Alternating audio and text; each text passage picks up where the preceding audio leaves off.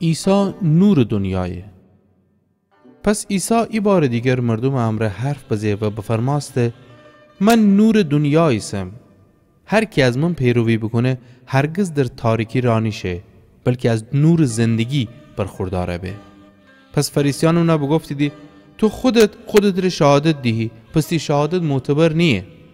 عیسی در جواب اوشان بگفته هرچند که من خودم رو شهادت دم، ولی می شهادت معتبره، چون که دنم از کوی بامم و به کوی شم.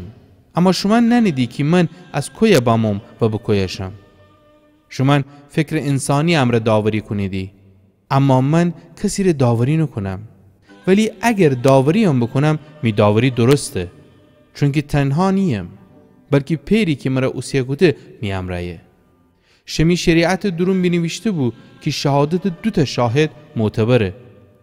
من خودم مرا شهادت دهم و می پیرم که مرا اوسیه گوده مرا شهادت دهه.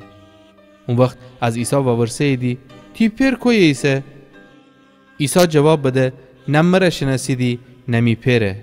اگر مرا شناختیدی می پیرم شناختیدی. عیسی عرفان از زمانی که در بیت المال معبد تعلیم دهی بیان بگوده، اما هیچ کس اون دستگیر نگوده، چون که اون وقت هنوز فن رسید بود.